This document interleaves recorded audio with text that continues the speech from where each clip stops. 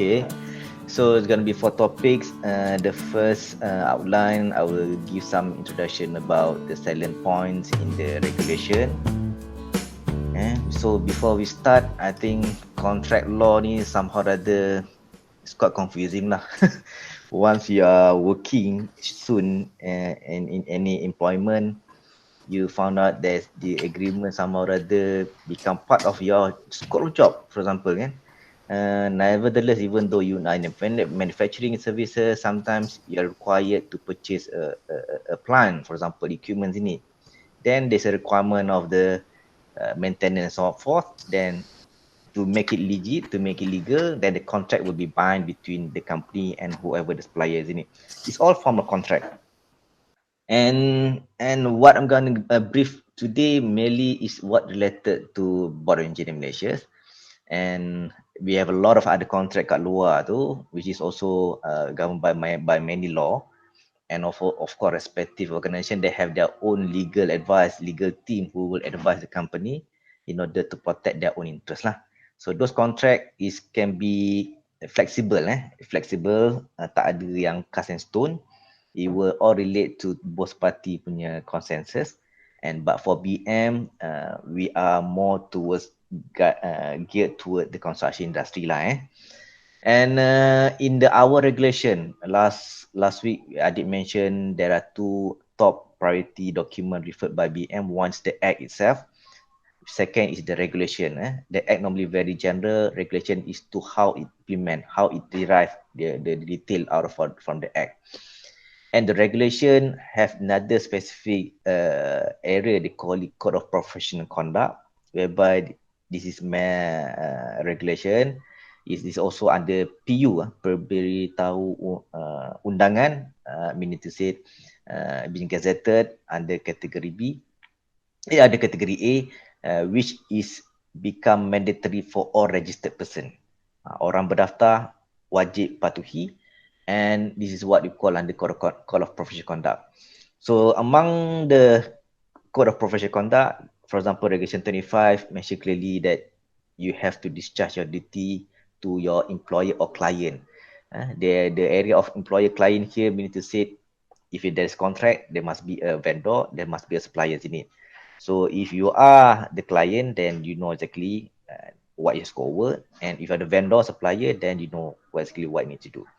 And under Regulation 27 D, just ambil sikit yang D ni, provide professional services to any person unless the scope of such services are clearly defined in a written agreement between both parties.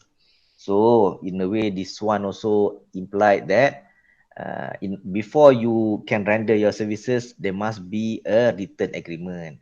Ini ramai most people forgot to do about it, especially when it comes to kawan, friend. And they agree by both, okay lah, I just do this job and we talk later.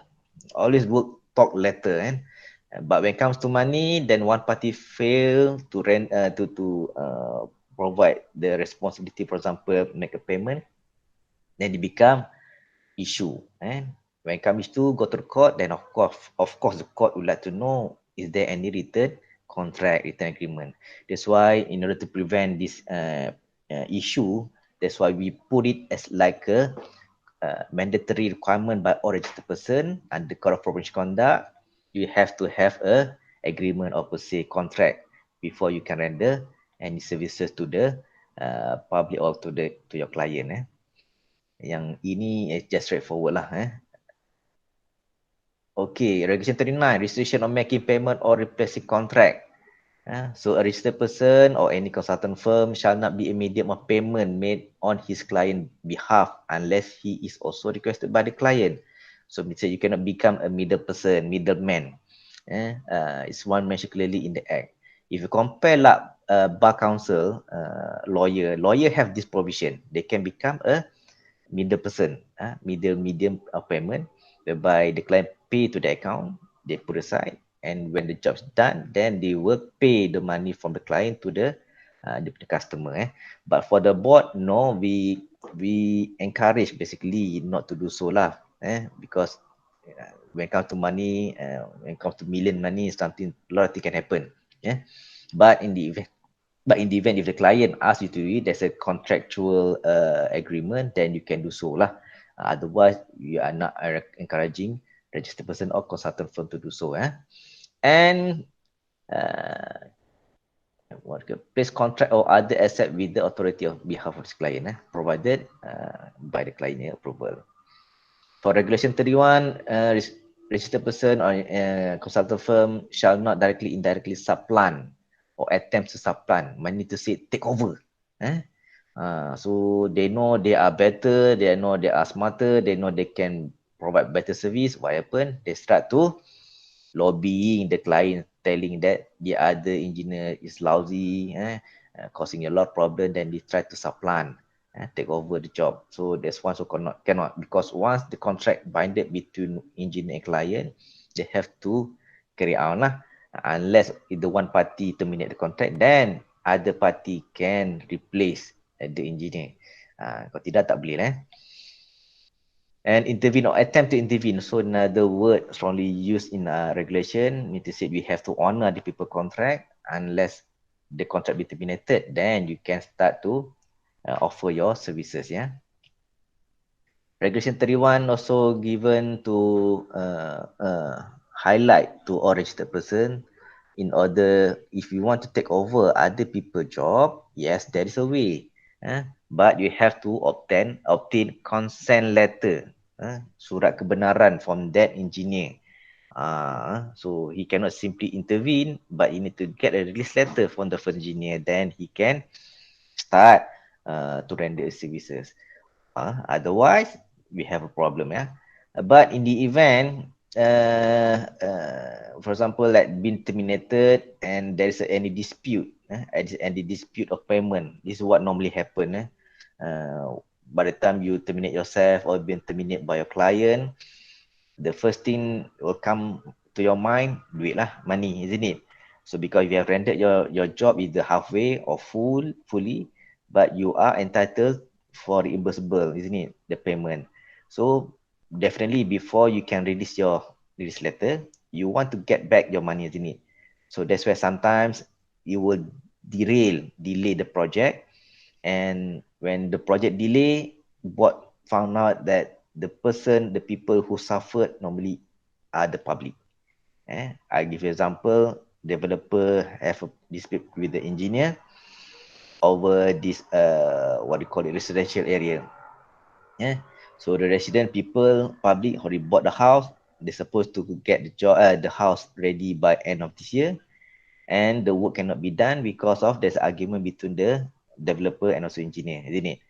So that's where sometimes we know how to solve this issue in order to protect public interest. Board can become a stakeholder. We need to say they will become not mediator, basically just to get things working so that the developer can start the point second engineer and work can continue. On the other hand, the first engineer will feel secure because they know exactly that their money will be paid after being resolved at any arbitrator or any education punya platform. So later I will describe much detail about this stakeholder engagement with the PM. Regulation 32, this one also highlighted clearly. If you are the director of any contracting company, manufacturer, and so happen you also are the consultant, you got the job from client, and then client also, for example, nak beli pintu, 1,000 of door from this manufacturer, and it turn out to be the manufacturer, you are also one of the director. You should disclose it to your client, because why? Ada elemen-elemen orang kata apa, interest dekat situ. So the board very clear mention, said if you have any interest or from other manufacturing contracting, you should declare yourself. Or upon receiving approval, then you can go ahead. This one normally happen at the design and build project.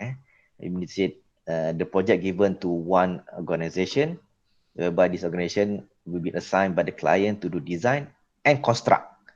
Design and construct. So this organization will definitely engage their own consultant firm and contractors in it. So contractor and consultant work under one roof. That's where sometimes you collude because Designer will have their own methodology how to design the whole project, but the contractor may have different thinking of how to reduce further in order to increase their profit levels in it, for example. So there gonna be always a conflict between these two component, design and construction punya. So that's why sometimes we prefer to have segregation lah, perbezaan, so that they won't interfere each other.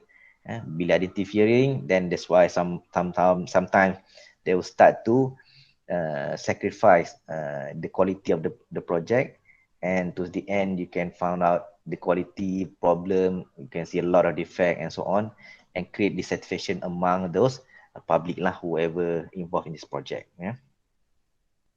And regulation 33, 33, disclosure of interest. I mentioned tadi, as every registered person, you have to act professionally, disclose to your client if you are involved in any other contracting or manufacturing company in the same project. Okay, there's one the salient point about the regulation about contract, and now contract agreement. So in Malaysia we have a lot of act. To be honest, one of his contracts act pun ada 1950 Act 136 approved by the Parliament of Malaysia. So if you look at this act, if you look at under section 10, what agreements are contracts? Number one mention section 10 bracket 1, all agreements are contracts if they are made by a free consent of parties competent to contract for a lawful consideration and with a lawful object, and are not hereby expressly declared to be void. So that's the definition of the contract. So can you have a contract, for example, killing contract, contract membunuh? Is it considered lawful? It's not lawful, isn't it? Then that one cannot be contract. So don't misunderstood. People say, oh, you got contract to kill. No, that one is not contract. This one is not fall under the Contract Act. This one salah, menyalahi undang-undang, cannot be considered is totally void. So must be lawful. Okay, procurement is another process of purchasing, hiring, obtaining contractual mean good construction work service following defined process standard. You want to buy, purchase something, then there's a procurement. And also a contract is a legally binding agreement between two parties. And of course the client, on the other hand, seek value for money, and you want to make sure the delivery of those promises lah. And the contractor, on the other hand, also seek their payment lah. The work, what will be the scope of work, and what will be the payment that he will receive. Is it in lump sum? Is it going to be a periodical by the schedule of payment? So these are normally two way procurement or contract. And procurement, after this, you will definitely get involved either any one of these procurement or tendering process. Either invitation to bid, request for quotation is going to be very many lah, banyak sangat. Request for proposal also going to be a lot. And for engineers, I think you will definitely have to get use of yourself in preparing the bill of quantity. BQ, the short form BQ, is a way forward how we classify, quantify the procurement in terms of getting the right proportionate of the prices of respective work ataupun apa kita nak beli. So this is the very general procurement process. You should have preparation specification, and then you have to bid, get the quotation for respective bidder, and then upon satisfying those evaluation, then you will appoint. Either you issue the purchase order under procurement just now, or you issue the contract. And this contract will spell out clearly what you will, the scope work, the time, payment, and so on. So contract ada macam tiga-tiga lah, so I'm not going to deliberate further. Of course, contract content normally the penting sekali deliverable lah. What you will receive towards the end of the contract, the timeline, the expected outcome, and those kind of content. And inside normally contract So there are some element of contract management in terms of the monitoring and supervision. They have to come up with a report on timely basis and so on. And also the contract execution, procurement is completely done once everything is satisfactory as per the contract. So there are what you call many types of contract, fixed price contract, cost reimbursable contract, incentive contract, indefinite delivery contract, time and material labor work. These are type of contract that's available in the market. Will based on the suitable project lah. So don't have to worry about this one. And this is the contract agreement model which board have prepared way back in 1999, I'm mistaken. This form of contract is a sample for engineers to follow, to adopt it, because why? When we prepared this model, it encompasses all angle in order to protect the engineers and also the client per se lah. And also to follow the fee that been notified under regulation of Inches Act. The fee, they call it scale of fee lah. So this one you can go to our website, you can download it. It's there. It's many years, but sometimes of course big organization they have their own way. They will ambil sikit, adopt and make their own form agreement with their client. But what is content in agreement prepared by BM model? There are here. Of course, in this agreement, they will put some definition, duration of engagement, ownership document, copyright. Everything must be clearly documented. Otherwise, gonna be a big problem. So I've been here for 4 years. A lot of people calling me, and then they say, I've engaged this consultant, and the consultant run away, don't want to continue the job, and then as a client, are they entitled to have the document, for example? So I repaid, but I didn't get anything from the engineer. They just said, no, it's my document, my design. Why should I give it to the client? So this kind of thing will raise. So will raise, then what document you would like to refer to? When you go to court, go say, is there any agreement? Tak ada agreement. Then how? Isn't it? So that's why it's very pertinent to have a contract. Contract will tell what is the obligation of respective party, either client or engineer, and what would happen if things happen like this, for example, the documents on. That's why our contract agreement model by BM has spelled out the whole thing here. I will go one by one. And this memorandum agreement is merely understanding between two bodies, client and also engineers, in connecting of the professional services which they want to render. So this form has been there since 1999, but for government agency will be different. This one for general project by public sectors, private sector, sorry. And in the contract agreement, if you look at any agreement, first are the definition. They will define clearly what does it mean by this word, what does it mean by this word, just to make both party understand the meaning of it. So you have to bear with this contract. Sometimes you have to read, kena baca, because sometimes we are lazy to read, but sometimes when it comes to contract, yeah, you have to go every single line. You cannot run away. All right. For example, like builders work drawing, clearly mention that it will be prepared by the contractor. When you say by contractor, means contractor have to engage their own draftman, have to have their own AutoCAD, for example, their own software, whatsoever. They have to pay for that personnel and get it ready. So in this content mentioned clearly, builders work drawing prepared by the contractor for approval by the consultant engineer to show detail of work. For example, contract mean any person, firm, which under the contract with the client to perform any work. Those people who construct is called contractor. So it will definitely define clearly in the agreement, including for subcontractor. Cost of works mean the cost of client of the work, however, include but do not include the following. Cost of work ni semua cost tak termasuk administrative expenses, professional services fee for the work, cost of fund, cost of land, tanah tu tak masuk cost of work, price variation. The price variation, something is not new. It happen because of sometimes our price fluctuate based on the oil price, isn't it? World oil price. And such a big project will take maybe 5 to 10 years project. A lot of things will happen, isn't it?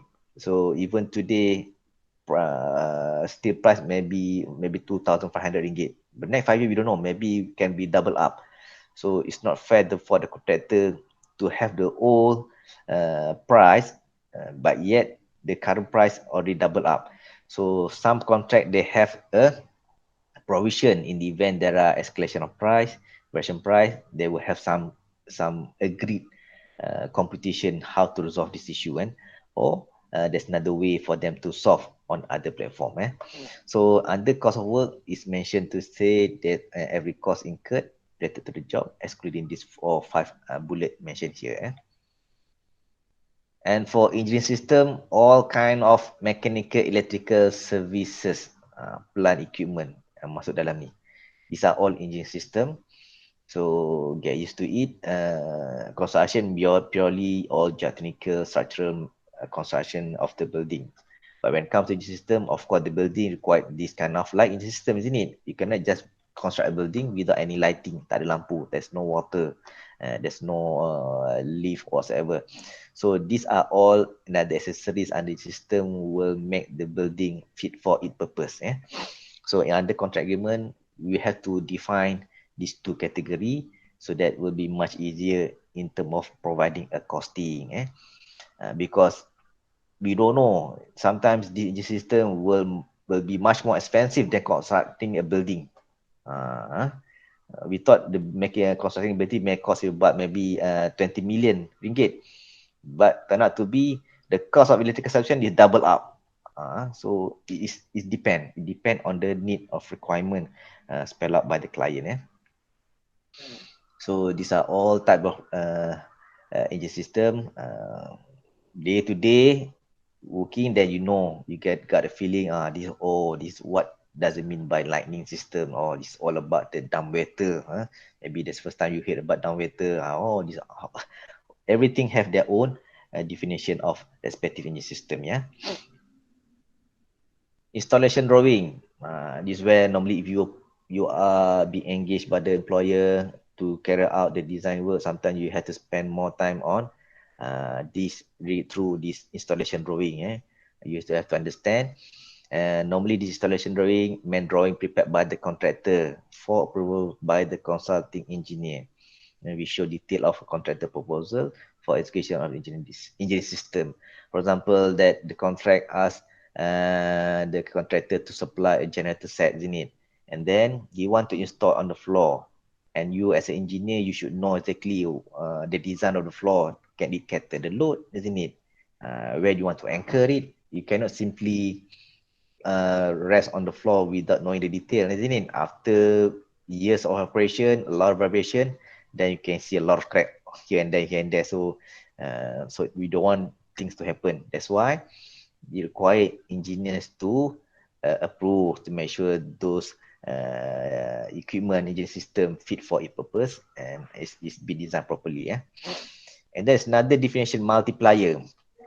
Multiplier, there's another way of in the contract, method of payment. Is it lump sum, total? For example, works done, this gonna be cost of it, that's it. But sometimes there's this time-based contract. Mean to say you should pay according to the time spent by you, for example. So there are definition of multiplier for you to claim from the client. So this multiplier mean to say it cover your annual salary, fringe benefit, overhead, profit, all must be included on this multiplier so that you can generate some revenue lah. So this sample of multiplier. A lot of people confuse, myself sometimes confused this multiplier, but this is there in the industry being practiced, especially like government. This called another way is faktor pengganda, multiplier. whereby you can charge your client. For example, if you look at number A, kaki tangan Isas firma yang dilantik, compare with the Spara, half professional, half professional. In term of dia punya multiplier is different in it. So how they come up with these numbers? I think this next slide will show you. From this multiplier, then you can impose the cost and you can reimburse from the client accordingly based on timeline project that they agreed. So this is sample of pengganda atau multiplier. So how to calculate? For example, just now 2.7. So consultant firm, we have to come up with. We cannot just simply plug in the sky the numbers. We engineers must have some basis. You cannot cincai-cincai. You have to put some basis because things happen. You go to the court, they will refer everything. They will refer everything about the document. There must be some basis. You cannot simply just throw the numbers. So same goes like the multiplier for just now, isn't it? So how do you derive 2.7? You have to spell out salary is considered one lah, your basic salary. But of course, you also entitled on daily, what do you call it, towards the end of the year, you're gonna have your bonus, you have to pay your EPF, KWSP, so have to put everything inside there.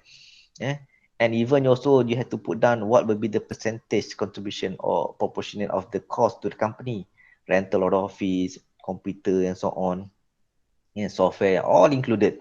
Masuk plus the company profit, you had to add on.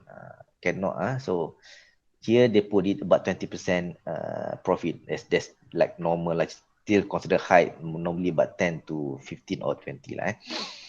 And all included, then you can get your multiplier. If you've been paid, for example, normal 100 ringgit per hour, then you can multiply 2.7, means that you will be paid 270 ringgit per hour. That's how it calculate. That's how it works. So the more professional, the more the ratio will be higher. For example, you may want to engage people who are coming from overseas, isn't it? The multiplying maybe become 5 or double up, because it plus with the foreign currency exchange and so on.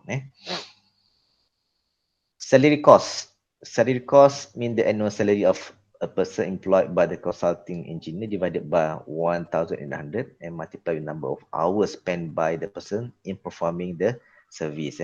So this is general definition what will be salary cost all about. Senang je, gaji for 2,000 divided by 1,800, what will be dia punya salary cost.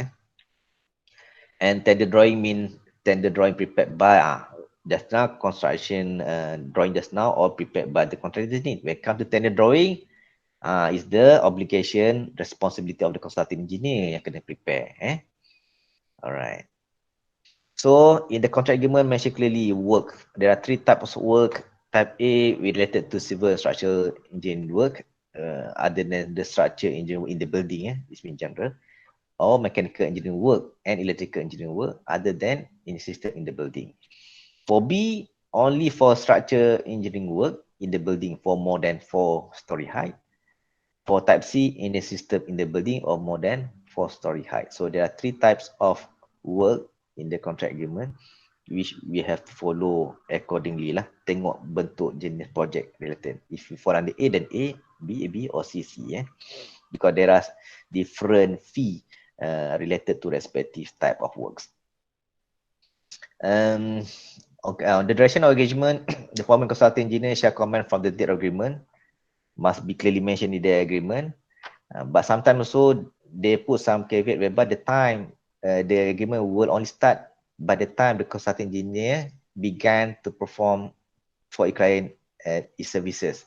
Sometimes they'll start the date when the engineer start to do submission to the authority. So that's why must be clearly defined in the agreement, because sometimes given the agreement signed today, doesn't mean it will start today, isn't it? You may start 1 year after that, for example. Because why? Maybe the client would like to complete the purchase of land, for example. After purchase of land completed, baru engineer can start work, for example. So it must be clearly mentioned in the agreement. And the consulting engineer shall not, without consent of client, assign the benefit or in any other way transfer the obligation. Cannot suka-suka transfer. I got a job, I want to become Alibaba. That's what happened a lot of people lah.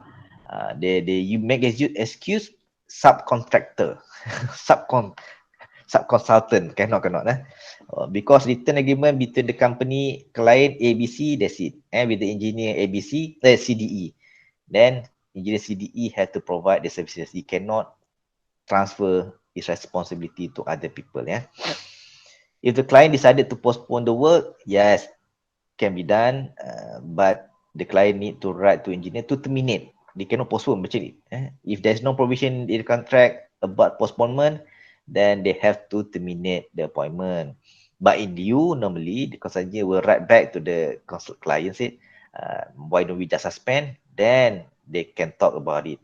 And if there is a clear guideline in the scale of fee in terms of when it comes to this matter, would the consultant been paid, for example, ini, so all been spelled out under paragraph C.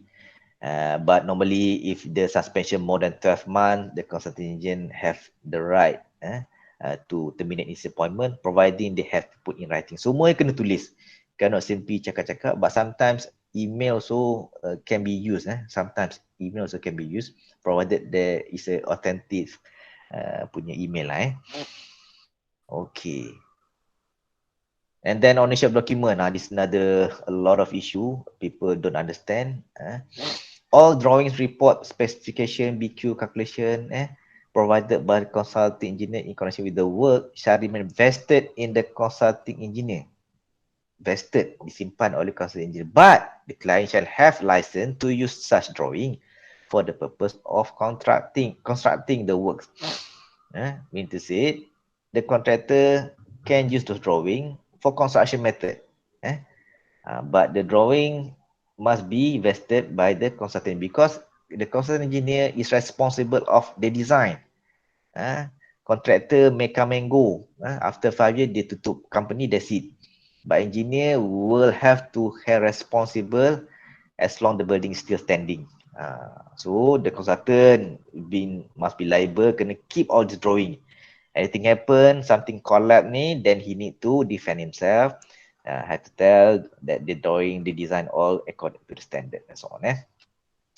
Client shall not make copies of such drawing or other document nor use the same in connection with the making or improvement of any work. Ni kadang client ni smart, they thought the drawing is his own. What happened? They duplicate, they buat satu lagi. You don't know the fact? No, he cannot do so. But he want to do it, he had to get approval from the consultant engineer.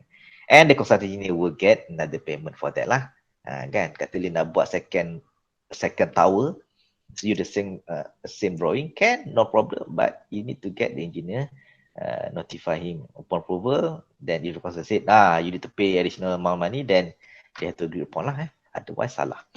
And consultant engineer prior consent client publish, and so the consulting engineer cannot simply, that the drawing, the design is his own, but he cannot simply publish, tell people, I've done this KLCC, so be proud, I'm proud. So cannot.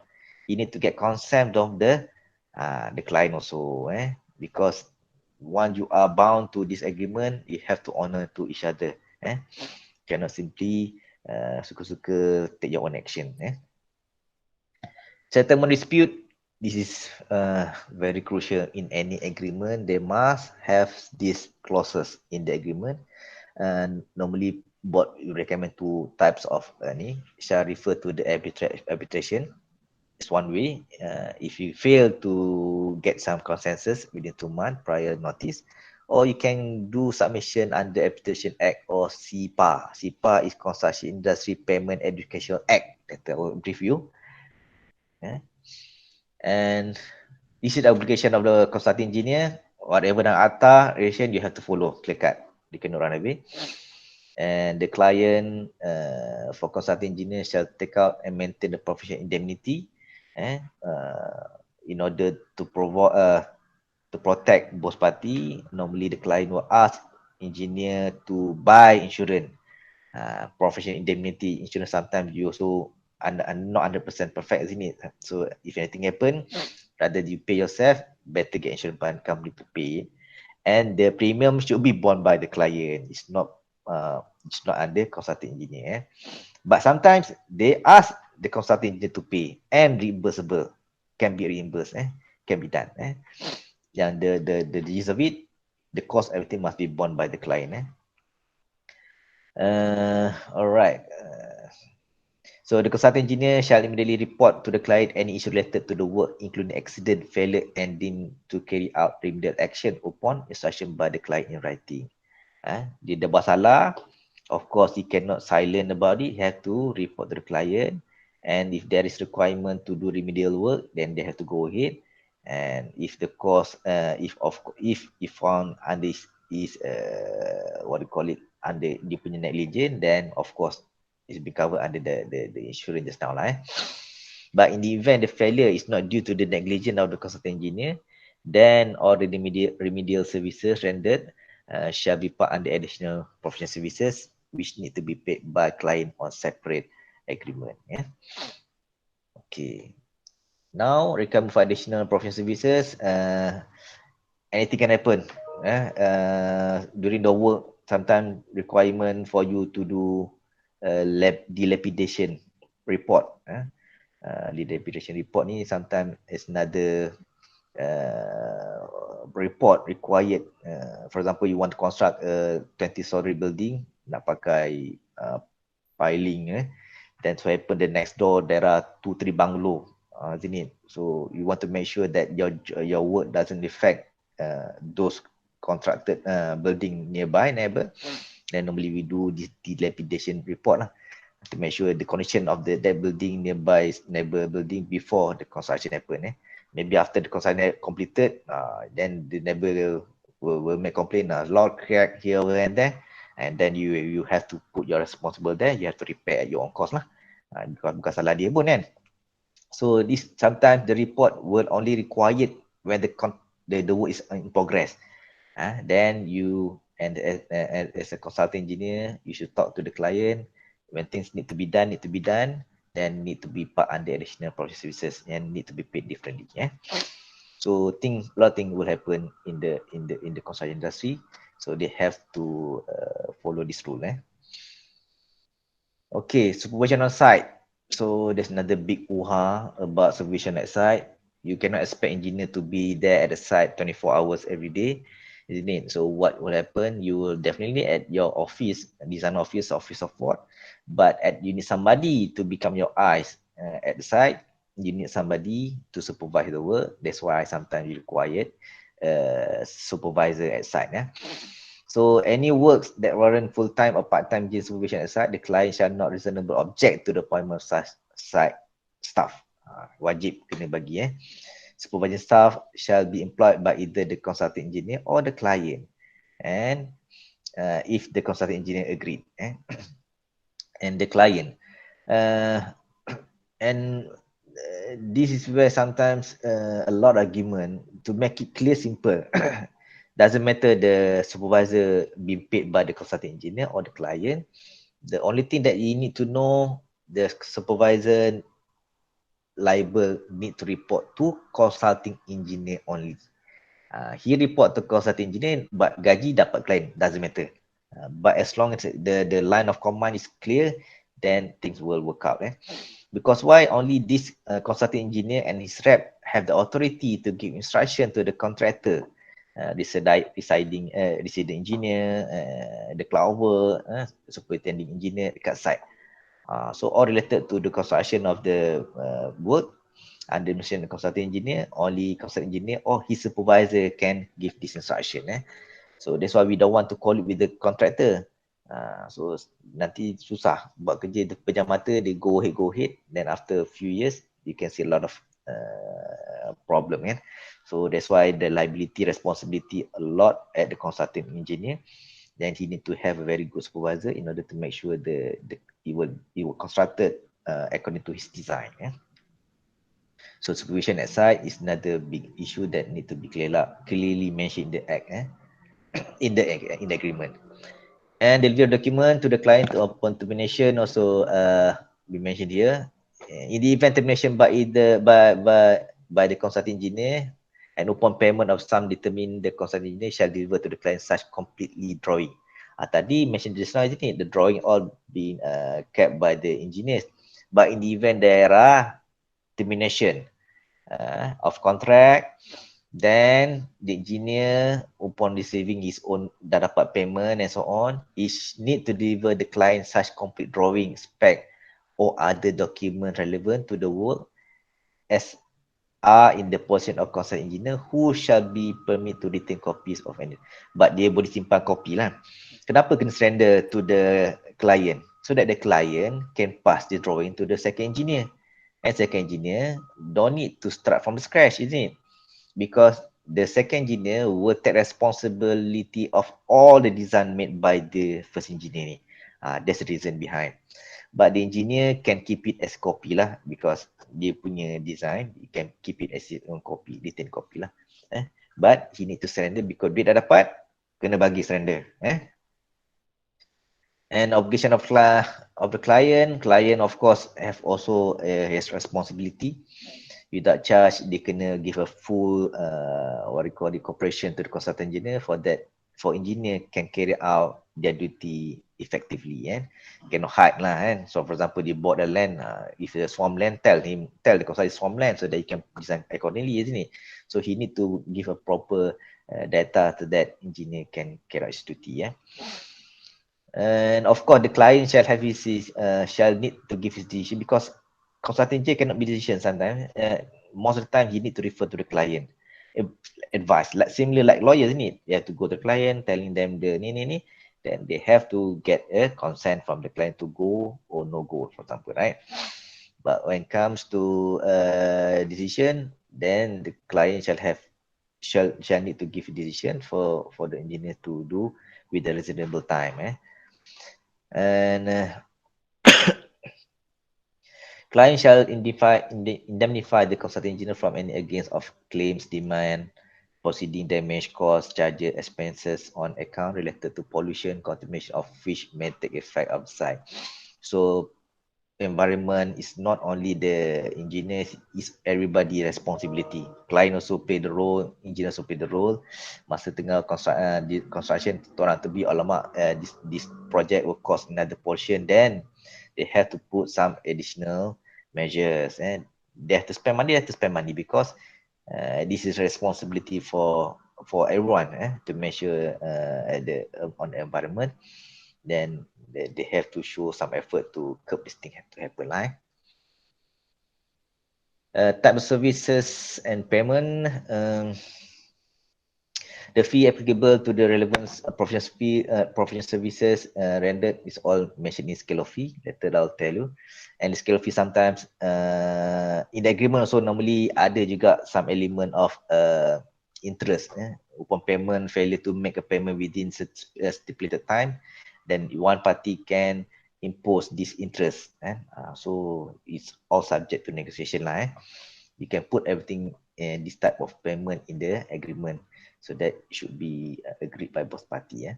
And normally the contract agreement exclude the service tax because service tax is differ from time to time, isn't it? Last time we have macam-macam punya tax, and now we have different service tax. So last time we have GST, and now different. So normally we exclude the service tax.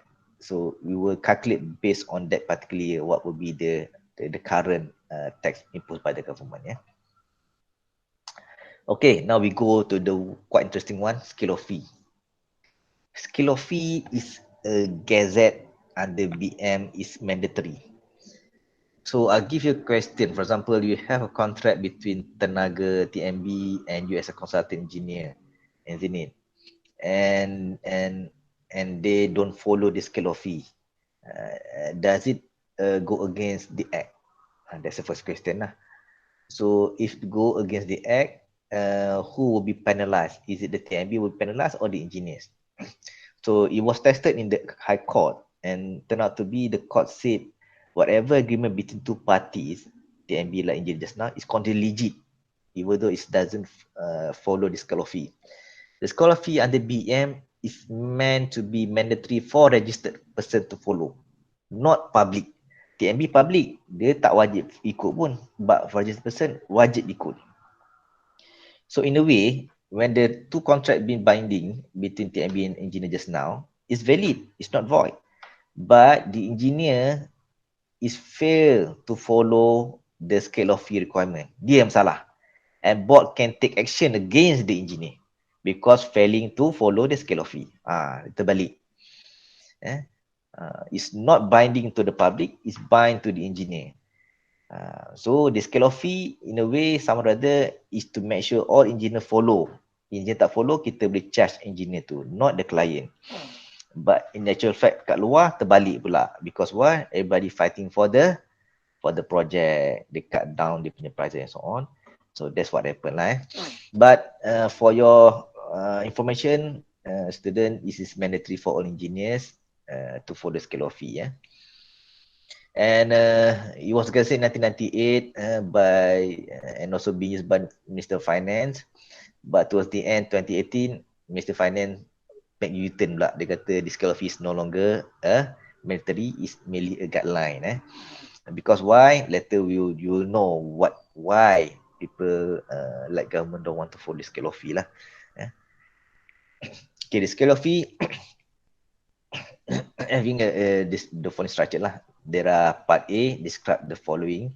The basic professional services offered by 3 different types of work, and it will cover also additional service not included in the basic professional services and supervision on site. That's one part A.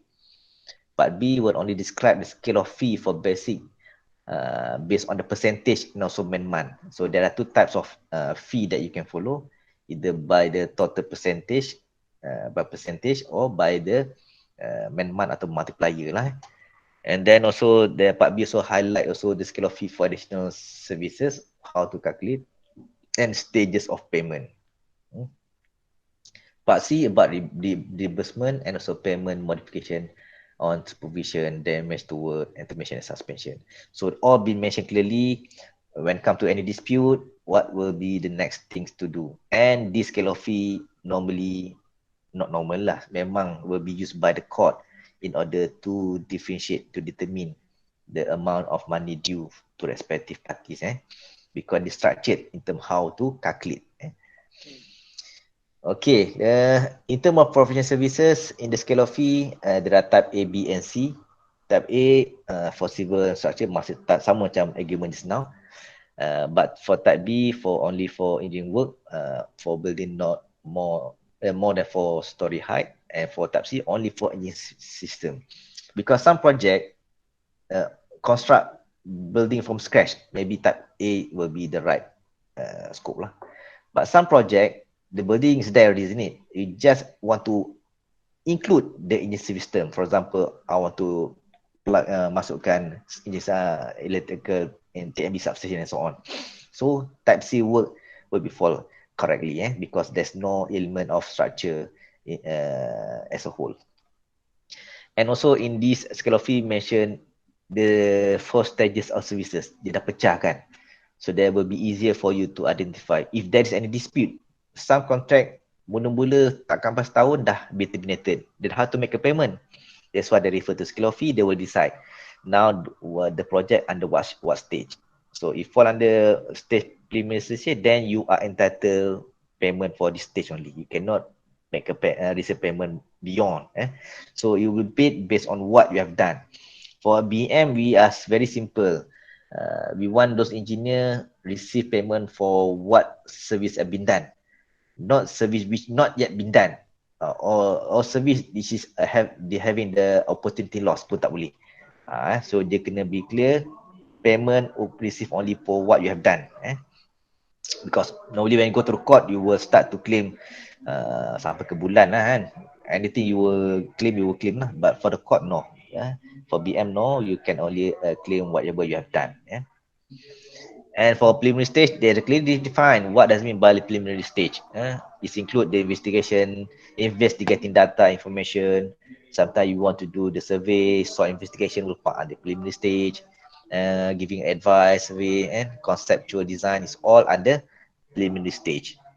Design stage divided to 2. Design stage in preparation of design, including the RC, reinforcement concrete, structure, steel work design, tender drawing in connection with the work under the design stage. And also the second part, preparation of contract, spec, schedule, bill of quantity. This is second stage of design stage. So for you to get it done, so that you can start tender and try to identify who will be the contractor to for the work to be to carry out the work. And the next stage is tender stage, whereby the promise services to provide the detail to the client, the document for them to carry out the tendering process. And but exclude the relative merit or alternative tender prices estimate received for carrying out the work. So this is tender stage, defined as scale of fee. For construction, there are numbers of stages: preparation of contract document, inspection, testing, advising need of special inspection of test, advising appointment of site staff, preparation for the design drawing, and so on. So this is what happened in the construction stage. So if there's any dispute, then they have to put some evidence. Does it happen? All kind of thing here as per under construction stage. And also report. This all what happened in the construction stage lah. Normally what happened during the arbitration, they had to come out with the evidence, for example, like site meeting report. Those are the evidence required for you to furnish the information to convince the stage. Additional services, this alternative work, carry out work, macam I mentioned just now lah, if you require a dilapidation report, then this additional work that need to be put separately from the main contract lah. If there is no provision in the contract. Advising client carry out the work, any litigation or arbitration is all under additional services. And of course, in the scale of fee, mentioned the supervision services, the construction engineer shall be in full control and be responsible for construction supervision of the work on site. This is very big responsibility that the engineer should understand.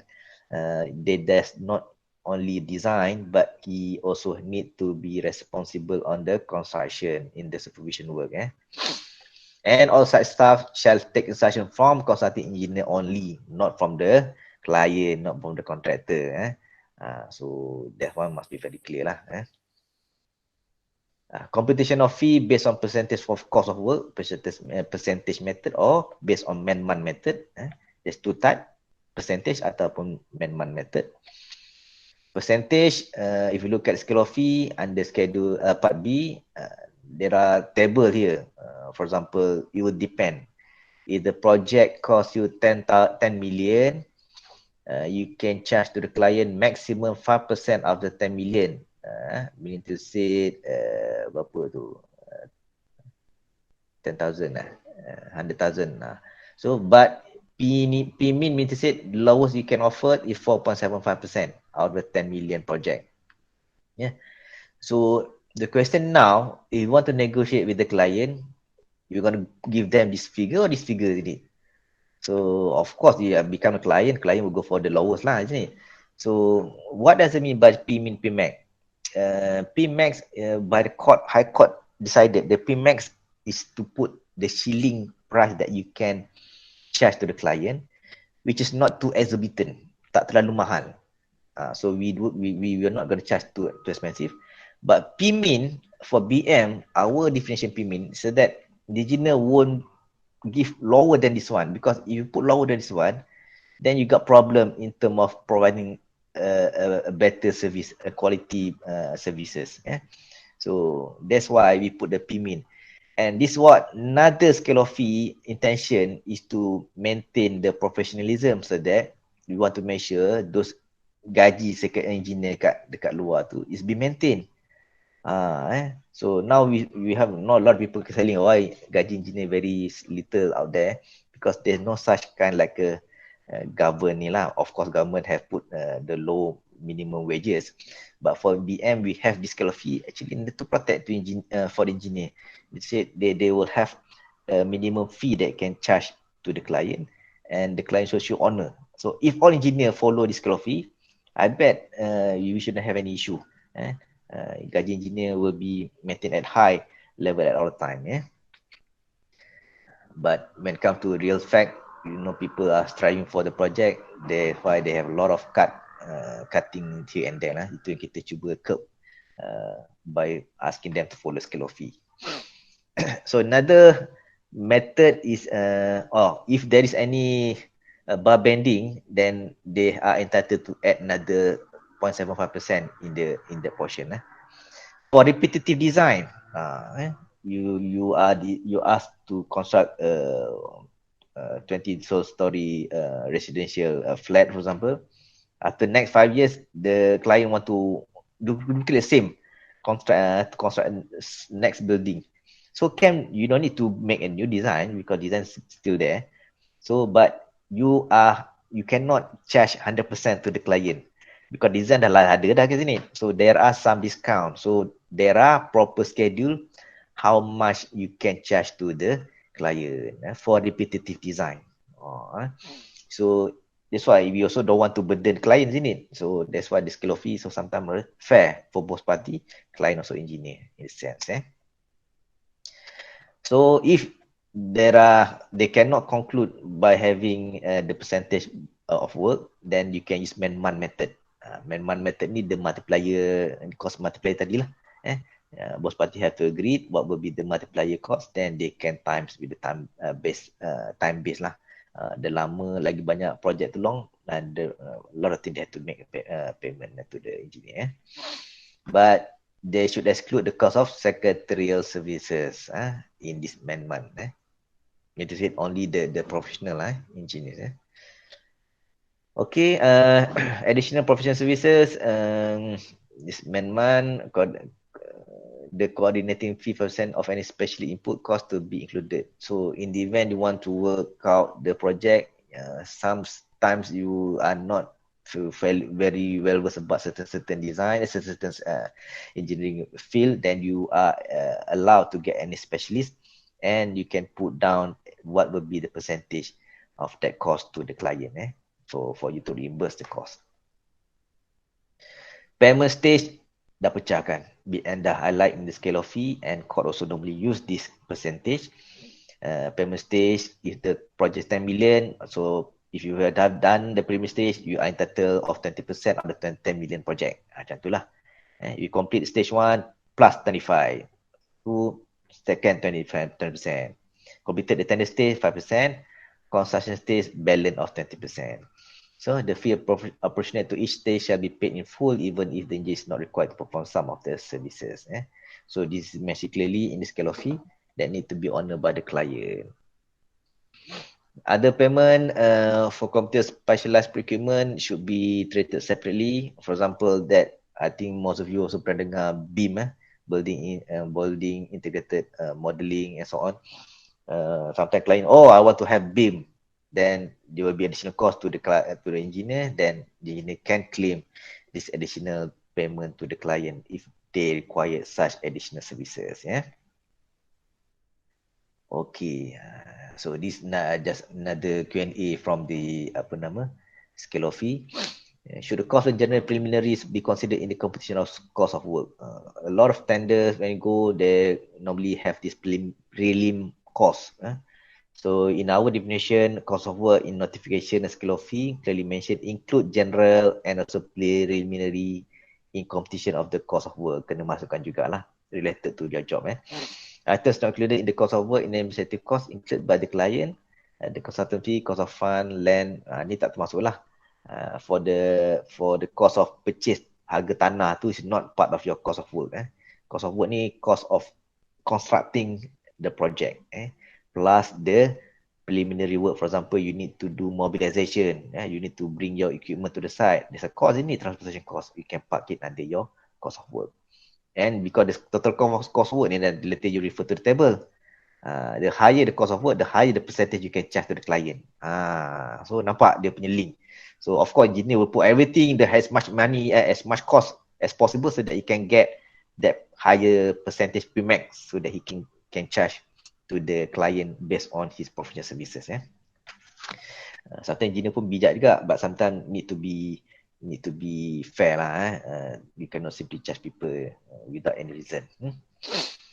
And what is the basis of determining the percentage P-min, P-max to be used? And just I mentioned, the actual percentage to be used shall be the value within between P-min and P-max. So, but I guess basically the client will go for P-min lah. No one go for P-max, isn't it? So who want to pay more, isn't it? But that's the flexibility that we allow by both parties to discuss further, but shouldn't be lower than P-min, just to protect the quality of the project rendered by the engineers. And should the capital contribution item, especially for utilities, be considered part of core work? When you work, a lot of construction nanti you will identify, oh, ada contribution fee lah. TMB also charge this contribution fee sometimes. So it can be part of the, it can be part of the cost of work because it's a cost, capital required for the project to be initiated. So kalau ikut ni fee, yes, can be. Can supervision be separated from the design, and whether fee should still be paid in full, whether supervision is part of the scope of work or not? So this one has been discussed. In essence, client cannot be prohibited contractually from separating supervision from the design scope of work unless it contravene any acceptable law. Mean to say, client boleh pun nak asingkan cost dan kontrak tu. Consultant will just design. When it comes to supervision work, we can have separately. Mean to say, they said, I will make a payment the salary for those supervisor at site, contohnya. But they have get consensus from both party because engineer will say definitely I don't mind salary be paid by the client, but they will only report to me because they are my supervisor at site. They will listen to me. They will give instruction based on my behalf at site. So that kind of rule must be understood by both party, and client should have to honor lah. Because otherwise engineer will say, never mind, if you don't agree with me, I will not endorse this submission. Remember, once the building is completed, only engineer or architect can certify the building, constructed building is deemed fit for its purpose. Dia keluarkan CCC lah, Certificate of Completion Compliant. So that's the only bullet whereby engineer can put this client into ransom lah. So both party need to understand, then have to work bersama-sama lah. Alright. How are the fees to be completed if the project is suspended and resumed after many years? This happen, a lot of happen, even now also. Bila ada recession macam ni, stop because no money to make a payment in it. So yeah, it will allow on suspension payment is to be made for all work plus the disruption charge equal to 1/6 of remaining sum. So in this fee I mentioned suspend can, but the client need to pay 1/6 of remaining sum. Upon resumption, dia nak sambung balik, payment or remaining fee shall be made on final cost of the work plus any fee of additional services. So there are a guideline how to pursue if they want to suspend any project. So with this, I think that's why normally the court will make use of this scale of fee for them to make a decision. Otherwise, susah how to make some precedent without knowing the fact we have this scale of fee be gazetted under the Act of Law. Should the fee computed based on total cost of work rather than total cost of each component work such civil, structure, mechanical, electrical? Okay, the total cost of work just now also can be divided into component because consultant, they are macam-macam consultant. We have civil consultant, we have mechanical, electrical consultant. So each consultant have their own duty. For example, electrical consultant, they will only take care of electrical part. So he cannot use the cost of work for the whole project or 10 million because that 10 million combination of civil, electrical, mechanical is in it. So out of 10 million, maybe electrical work only 2 million. So he can only use 2 million total cost refer to the table. What it will be the fee for electrical services. Macam tu kira dia. So it will be part, they call it under total cost of components of the work. Dia pecahkan lagi. Because we have to understand the spirit behind the scale of fee, we can only charge based on what you serve, what you render. Bukannya lebih. Nanti dia nak bijak, dicampur semua cost civil work masuk, dan dia charge kat client. Tak. It's not the way how we do it, this kind of fee, only based on respective component of work. So otherwise, cost of construction very expensive. Then that's why today nowadays, you wanna buy a apartment also cost you $500,000 in it. Okay, the should fee be computed on the total cost? This one based on type A, B, and C. I mentioned just now, sometimes the project start from scratch, then type A will be deemed appropriate. But sometimes the project is just merely a refurbishment, renovation project. The burning is there. It's just for you to insert the electrical engineering services. For example, you want to install the equipment, isn't it? So type C will be the right scale of fee that you can follow because they have different rate. So tak boleh lah nak charge lebih-lebih kan. It's all been spelled out clearly. Okay, BM stakeholder. Okay, BM stakeholder ni is another very interesting topic which is part of BM role function and session 4 whereby board can become a stakeholder upon request. So this stakeholder happen if there is event whereby there is a dispute. Dispute meaning to say the contractor can contractor terminate engineer at any time? Soalannya. Answer yes. Because that's why in the contract normally there's a termination clause. If one party want to terminate, they can put in notice in writing, isn't it? So for example, the client don't like to see that muka engineer, he can terminate, no problem. There's nothing to stop the client from terminating a engineer. He can terminate at any time.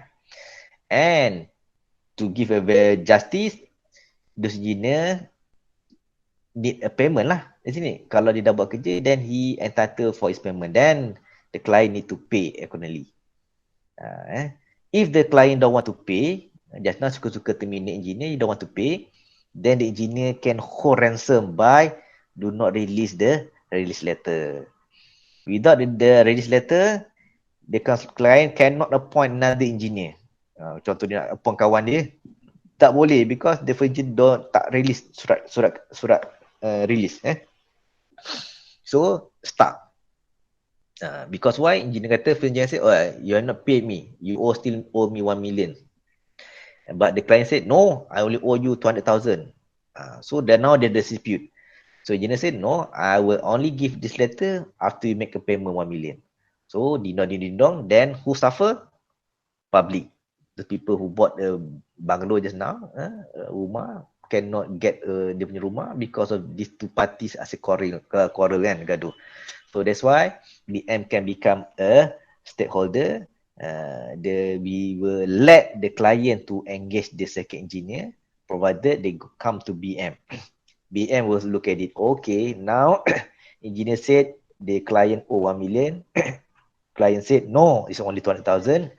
We will make our own assumption. Then we will tell both party how much money that they need to park into our account. Kena simpan dekat account BM. Upon our check-in, for example, based on our just now, we will look at it. Oh, now it's under which stage? Is this preliminary stage? Is it design stage? Is it under tender stage? Is it under construction stage? Then by percentage, we will know exactly how much money due. Then we will tell the client, okay, but based on calculation, for example, it turned out to be maybe 800,000. You have to park 800,000 to our account. And then after park to account, you have to solve this issue at any arbitrator and so on, so on. Okay. That way, duit tu ada dalam bank account BM. If the court make decision, then we can use that money pay to the engineer, for example. That's how we can make sure things work, doesn't stop and doesn't make people public suffer. Okay, itu under board function as stakeholder lah. BM function stakeholder merely keeping the stake until an award issued by arbitrator or mediator or court order. So when it comes to court, last time semua pergi court jam. Because why? Court sometimes we have a lot of criminal case in it. And now we masukkan ni lagi, that's why board the court jam. And what happened, the parliament have approved another act, they call it SIPA, Construction Industry Payment Education, susah nak sebut SIPA lah. This was year in year 2012. So the reason this one is to provide speedy and timely and cost-effective dispute resolution mechanism for payment dispute in the construction industry. If you to court, sometimes it take maybe years to get it done. Then who suffer again? Orang public juga kan. Rumah terbengkalai. What happens ini, you dengar terbengkalai because of this one lah. So now, since we have this act, then it can resolve very fast. So then they can go ahead, use the SIPA, and I'll tell you who carry out this SIPA. So this SIPA been endorsed by many parties, including BM also, and also board architect. And the act applies to all construction contract wherein written agreements are made to carry out project wholly or partly in Malaysia, whether the contract is entered with the government or private party. So it can apply to any as long as in Malaysia. So non-application does not apply to any construction contract in respect to any building which is less than 4-story height, enter into a natural person which is wholly intended for his occupation. Ni normally yang macam buat rumah kecil, rumah sendiri tu kan, tak ada lah. And also the term construction contract include the both construction work as well as consultancy contract. Not just contract term, consultancy contract so can be part under this SIPA. Can be covered under SIPA to resolve any dispute related with the payment. So this is SIPA. And who conduct SIPA ni? ASEAN International Arbitration Center. Dulu they call it KLRCA, now AIAC. So this body have 3 services. They also provide mediation, arbitration, and adjudication.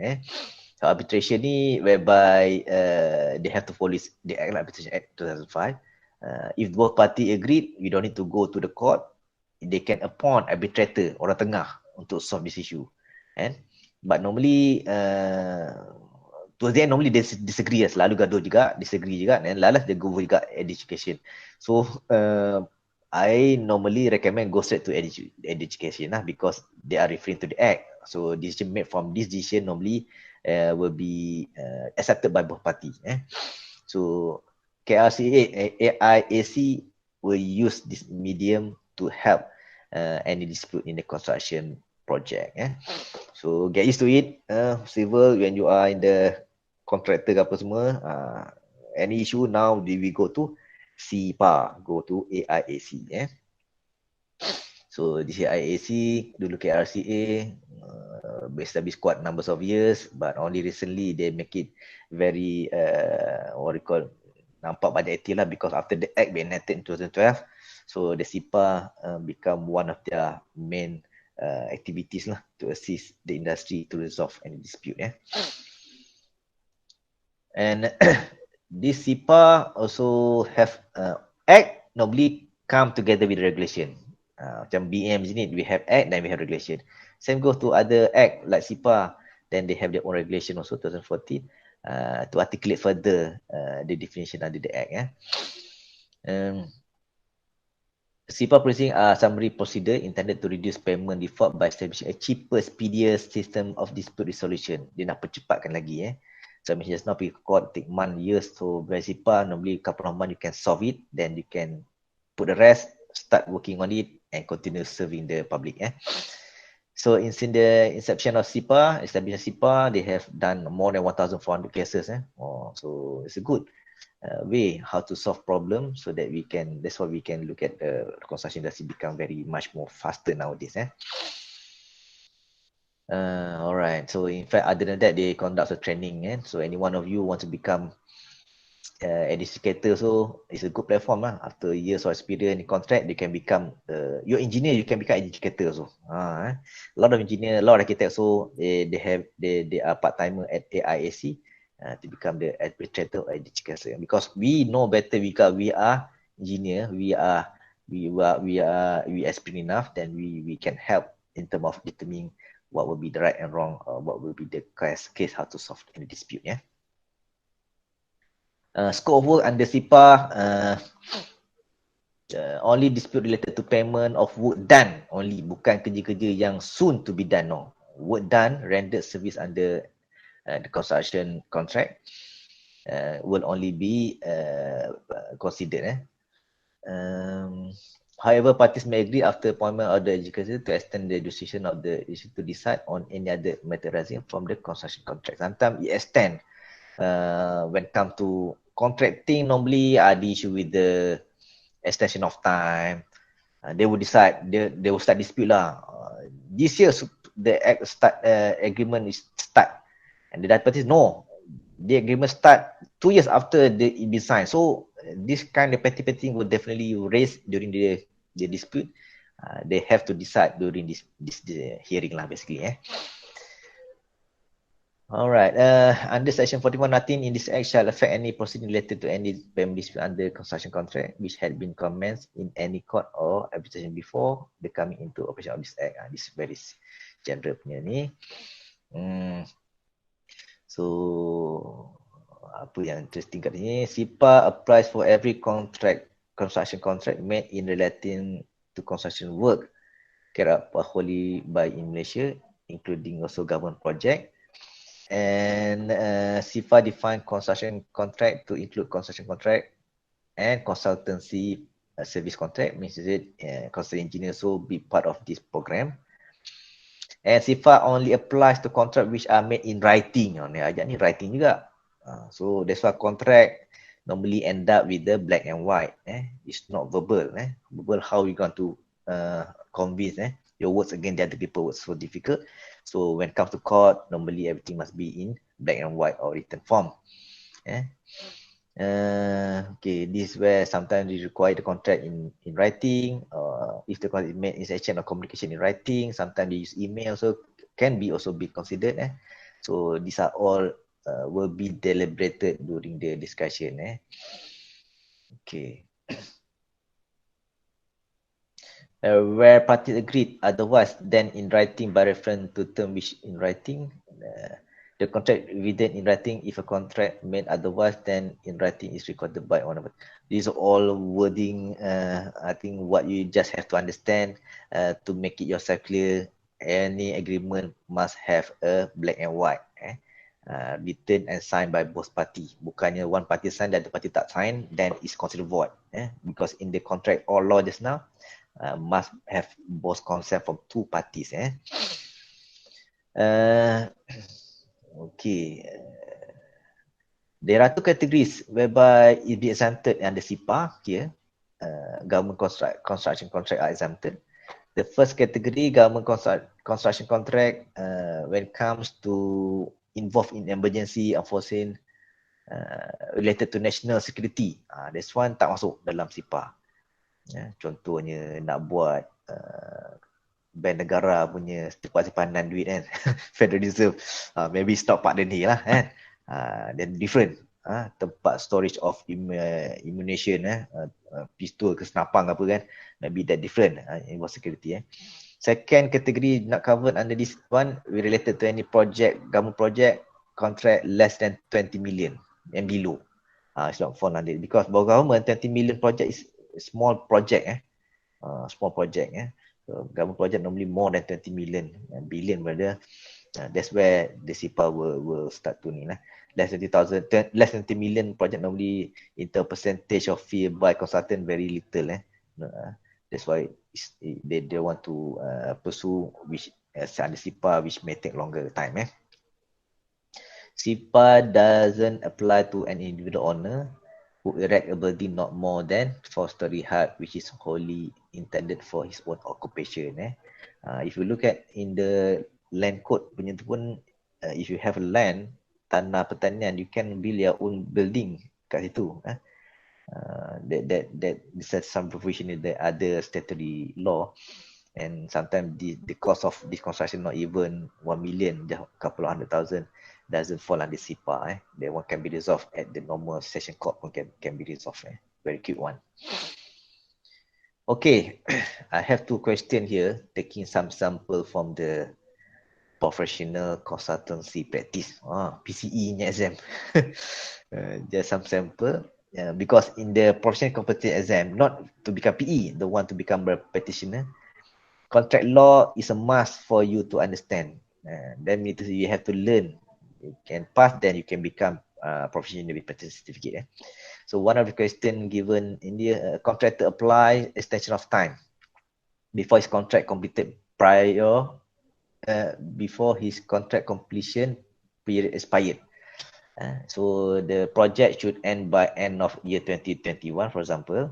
So the contractor said, "Alamak, I don't think I can finish it on time. So I would like to extend some extension of time to the end of 2022, isn't it?" So the contract administrator doesn't respond, and the original contract completion date is passed. Apa tu, and at the end of the year, so the contractor never receive any response, either continue with the extension of time or end. After 1 month later, the contract administrator baru bangun tidur, alamak. So now issue variation order, VO variation order for additional work to the contractor. The contractor refused to carry out the variation work. By contractor, my job only end of the year. Now it's January 2022. So contractually, I have no responsibility. Now I have the right to refuse this variation order request by the contract by this client. So what can the contract administrator do after this situation? Soalan ni. Contract mention di sini deliverable, timeline. Timeline mention end of the year 2021. And in fact, dalam agreement have the provision of extension of time whereby the client should put, the contractor should put in writing to the client. So dia dah buat kerja dia, minta extension. But the client don't bother to respond. Sampai dah habis hujung tahun, Januari baru dia perasan, baru dia keluarkan satu lagi variation order penambahan kerja lah untuk buat kerja. And the contractor said, I don't want to do it. Salah ke tak salah? Contractually, dia tak salah. Contractor betul because contract end. Finish by the end of the year. And how to continue? And sebenarnya there's another way. Way forward is to have supplement agreement. Itu jawapan ni. We to say they have to sign supplement agreement. Maybe in the supplement agreement, continuation from the main agreement, for example, they kena sign, kena duduk setuju baru boleh. So contract law very crucial. Sometimes we have to really remember. Dia tak boleh, sebab when come to court, habislah. Court will say that's stated black and white end of the year. It's your fail, your negligence, you cannot blame the contractor, isn't it? Kalau still you want the work to be done, you have to get consensus. So what to do? Have supplement contract. Contract lain pula, tambahan orang panggil kan. So that's the answer to it lah. Second question, a consultant has carried out substantial work on a project and the employer encounters financial difficulties. Project 10 years, after 2 years, dia tak ada duit. He suspend the work. On resumption, he terminate the consultant employment, citing use of in-house consultant to complete the work due to financial constraint. Dia lagi bijak ni klien ni. So dia terminate the engineer, so he get his own pekerja kan. Dia engage 2-3 orang, you do it lah. What is the legal effect of the termination and what financial compensation can the consultant seek? So jawapannya, as I mentioned just now, client can terminate engineer at any time.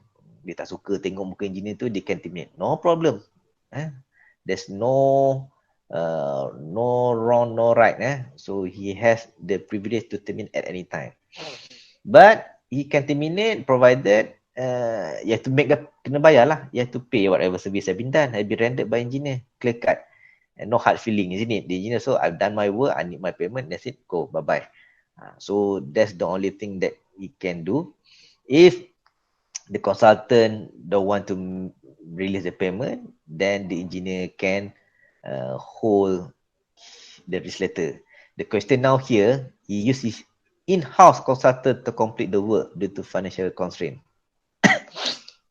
Dia boleh buat by in-house consultant dia punya engineers, but by the state of law, only engineer, consultant engineer or architect have the power to issue the certificate of completion compliant atau CCC. Client tak boleh keluarkan sendiri, cannot. So he will shock sendiri lah. He can complete the whole, but when it comes to get the CCC, he has no power. So in a way, he will construct the building illegally lah. No one certified, then he can never use that building, even though the building is completed, because no one certified the building is safe for its purpose, is safe to be occupied or safe to be operated. So sometimes people try to be smart, but they need to know what is the law, and it's not so simple. And the law, what is there is to protect public interest, not to protect other people pocket.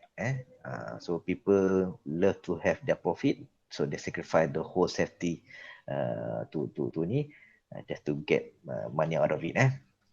So this is very crucial for people to know. Okay, that's about it. The two part. I know it's quite boring about the law, but sometimes to bear with it lah. Okay, maybe I leave it to Dato'. Maybe one of you want to ask question. Thank you very much, Engineer Nur Ramil, for your materials. I think there's so much materials. Maybe the students need to go through this little bit on their own, and also would spend a little bit more time try to listen to your explanation, because some of them are not actually available on the slides because you're just doing it a voice over. But I realized that I think probably students should realize also by now that most of these items are actually mostly covering construction industry, and yet we do have our aerospace engineering students, manufacturing engineering students, even we have a computer system students, but since we have aerospace engineering students, and how we have 3 questions now on our chat, but can you just give an overall picture of the contract related to other profession that is not directly related to construction industry per se, how are they being covered? Okay, other industry, they are very, I can say, matured, very well written in terms of the specification. Normally, you don't have to be worried about it, because it all be covered by their respective legal advisor. Because when it comes construction, normally it's a lot of grey area, to be honest. A lot of grey area in the construction. But for others, like automotive, aerospace, you go to computer, clear cut. Macam you nak beli helicopter, for example, isn't it? You're gonna have a helicopter lah. Buy car, must have come with the tires and so on, isn't it? Clear cut. Then you can consider a complete package. But sometimes construction, it have additional work which sometimes occur tiba-tiba. Macam tadi, tiba-tiba kena buat labidation report, kena buat SR report lah sekali lagi. So those kind of things sometimes is not being covered in the normal conventional agreement. But the rest, very straightforward. Contract, I think most of people pun tahu normal contractnya law lah. So we have 3 questions here. Maybe we go with the first one. What is cost of funds? I think in your notes there was one item called cost of funds. Cost of fund ni, not all client ada duit cash, and so they need to get some fund, meaning to say loan lah from the bank. So they cannot use that interest to be part of their cost of work. Itu je. Okay. Sometimes they smart enough, the engineer pun smart enough, because engineer pun sometimes they want money as much as possible so that they can charge the P-max just now, isn't it? So dia akan masuk cost of fund ni part of the cost of work. Tak boleh, the interest is not part of it. I think the second question is quite common, but I don't know how you're going to answer them. What are the possible reasons for delay of construction, and what the engineers can do about it? Okay, that's very good. a lot of things happen in construction. Always to the end is about money lah. Money because for contractor, on paper they can say lah, I have 1 billion kind of company. Actually, actual fact, if they have 4 project concurrent, I don't think they have enough capital to run the project, isn't it? So at the end, normally it's all about money. For engineers, very simple. We just prepare our design, do the submission to the Majlis Pemandaran contohnya. Yang Majlis Pemandaran say, okay, go ahead, tomorrow you can start construct. That's where the money start to come in. People need to mobilize the equipment, money, isn't it? The contractor. So sometimes the work halfway, then the client didn't have the means to make a payment, the progress payment accordingly. So that's normally cause a lot of issue come with the money lah. That's why in the government they put that such a big project only contractor class A, class B, class C, class F, isn't it? Itu dia bezakan because they know each contractor have their own financial capability. So there is a pre-qualifying stature of the companies. For engineer, too bad we sometimes it's okay lah because we just use our brain, isn't it? But contractor, they have to use a lot of resources, machinery, people, skilled people. So sometimes it's really macam susah lah nak control. But that's why they have to make sure dalam contract tu normally ada element of LED. LED ni some kind of penalty, litigation at certain damage. They fail to complete in time, then they will be penalized further.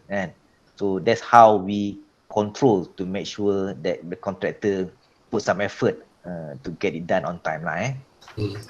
Prof Rahim has a questions. I think maybe he can say it. Okay, thank you, Dato'. Right, I mentioned in my question about the scale of fees, Engineer Nur Ramil, because a lot of example given just now, example from construction project, as you have highlighted, there's a lot of gray areas lah. How about other fields such as maintenance, quality, project management, other services? Is it that the example of scale of fees also applicable to them, or the other engineers can come up with their own scale of fees? Thank you. Okay, very good question. In fact, we received this inquiry from JPJ, I think last 2 years ago lah. And of course, when the thing was brought up to the board, we said the scale of fee earlier design meant for construction, but the content of it sometimes, for example, the classification like preliminary, design, technical stage, it can apply to all as a guideline. It can be used by other, for example, like project management or maintenance as a guideline to follow, especially when it comes to any dispute. Normally, things happen when mesti ada dispute. When dispute, people don't know how to categorize it, how to differentiate it. So they will go back to this document, for example, scale of fee, just to make it understand, to clear on the basis, the claim basis lah.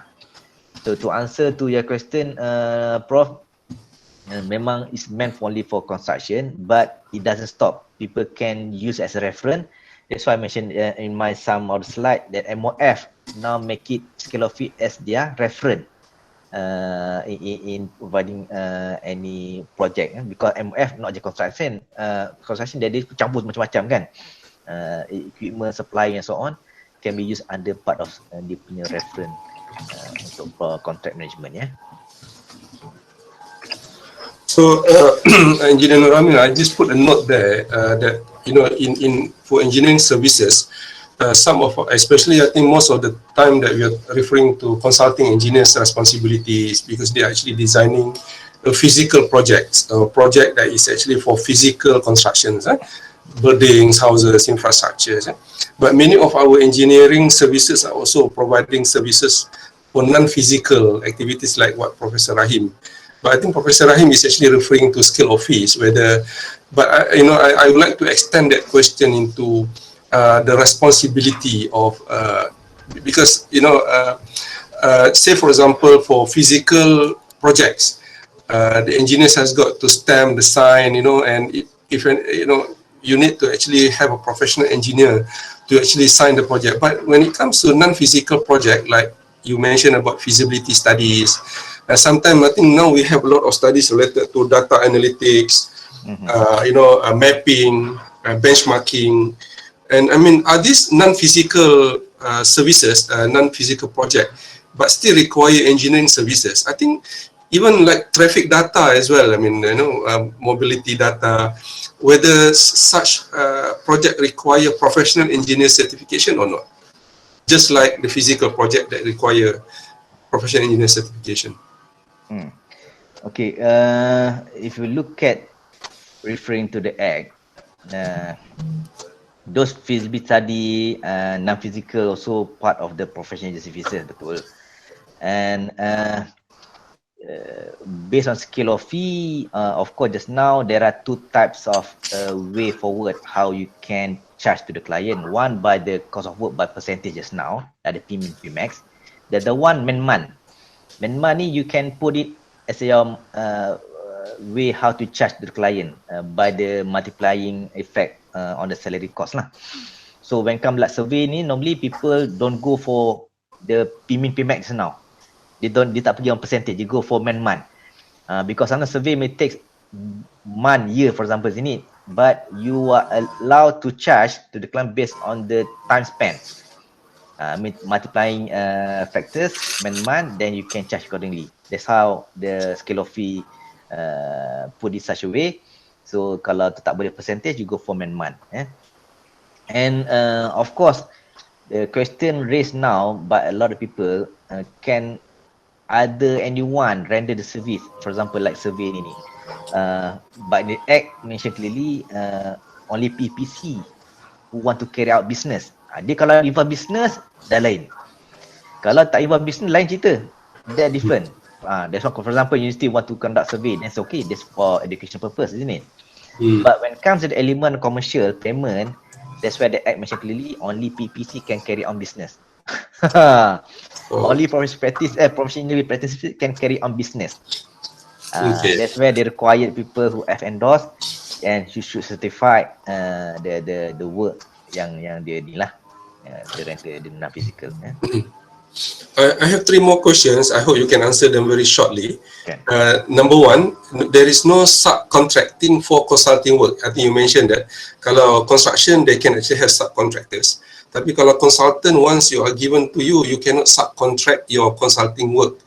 But can you extend, can you engage people with a special expertise to be part of your team, although they are not part of your workforce? I think a lot of work now requires special knowledge. That's number 1. And number 2, engineers who design for say building, for example, they need to sign for submissions, right? But engineers who design for installation work, I think you mentioned about contractors need to prepare installation drawing, which will later be endorsed by professional consulting engineers. But people who submit the installation drawing, do they need to be a professional engineer themselves, or they don't? All right. And number 3, very very very cheeky questions. Why the contract limit to 4-story building, not 5, not 6, not 3? What is so significant about the 4-story buildings? All right. Okay, Dato'. Okay, the first question just now, what I'm trying to see now, for example, the job being given to the consultant A. The consultant A, of course, he at one point may have problem to deliver the job because he don't have the expertise. Dia boleh dapatkan the third party, the specialist to be part of it. But what I'm trying to say, he cannot the agreement cannot be transferred to other people. That's what you're trying to say. But he can engage other people to assist him. So he still has to take responsibility for the work done by the third party that he engaged, right? Yes. Because the money only given to his company, not to the subcontracting. He can get another party to be part of his team, tak ada masalah. But for contract is between 2 parties yang sign tadi lah. So that one is allowed because we know not all engineers will have the expert. They can gain from get it from outside. Yeah. The second question about engineering design, Installation drawing. installation drawing ni, we have to look at back to the act. The act mentioned clearly, PE can do also submission, but only related to equipment, plant or specialized product. Kalau dia design that the equipment, then he can do submission. But when it comes to the building, sometimes when the package construction a building together inside with the engineering system, engineering services, maksud kena ada sistem dah, adalah air compressor semua inside sini as a whole, that the whole project will be certified by the PEPC only because they cover all. And for the PPC to make sure that he is not the one who expert in the equipment just now, isn't it? Right. Those PE expert, the PE can endorse only for that particular part, but for the overall project yang issue CCC only PEPC because they cover the whole. If anything happen in future at the court, then he will call that PE also to be part of the responsible party. Right. Semua have their own duties. Yeah. So my question is that the PE, if not PEPC, it must be at least a PE. I mean, if it is a non-PE, he cannot submit that installation drawing. Cannot. Okay. That's why it's prudent for years of graduate engineer upon the kerja kita dapatkan PE lah. PE, so yeah. can work independent. Right. The third question just now, the four-story building. This one tiba nak pun tak tahu. So benda ni pun I pernah argue why, but one of the just informal explanation from the committee, just they don't want to look the four-story building in terms of cost very much more tak besar dia punya cost. Dan normally macam it's not that substantial lah, mean to say in terms of cost. It's one building but it's multiple like terrace house tak boleh. What like terrace house you have to go through. This one I'm trying to say only one building, one standalone building. One single building. Kalau rumah terrace tak, that one is not applicable. That one kena masuk. Right. Yeah.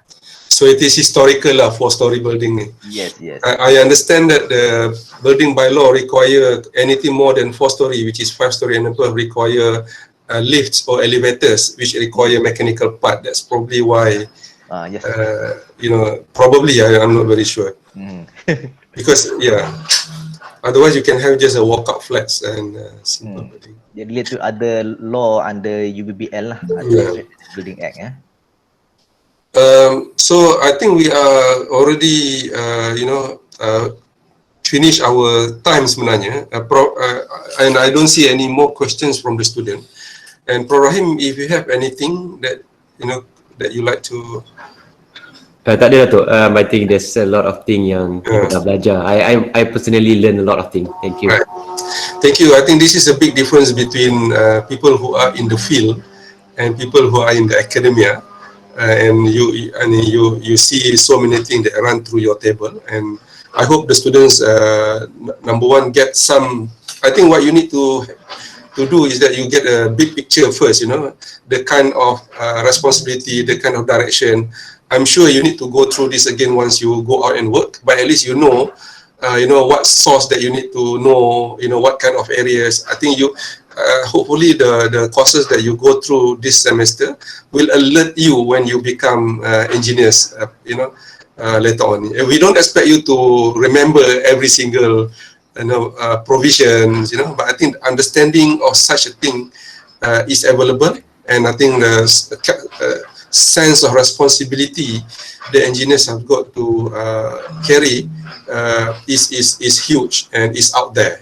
So we cannot just be operating our professional services like we open kedai runcit, that kind of thing. So it is actually a highly regulated professions, and board of engineers are there. And again, Engineer Nur Ramil, I think I myself also have learned quite a lot. Actually, I have so many questions also myself to ask, and I'm sure the students also would have that.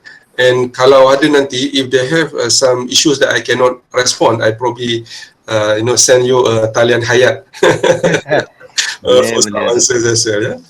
And thank you very much again for your time. Really appreciate it. It's a lot of materials that you actually shared. Thank you, Engineer Nur Ramil.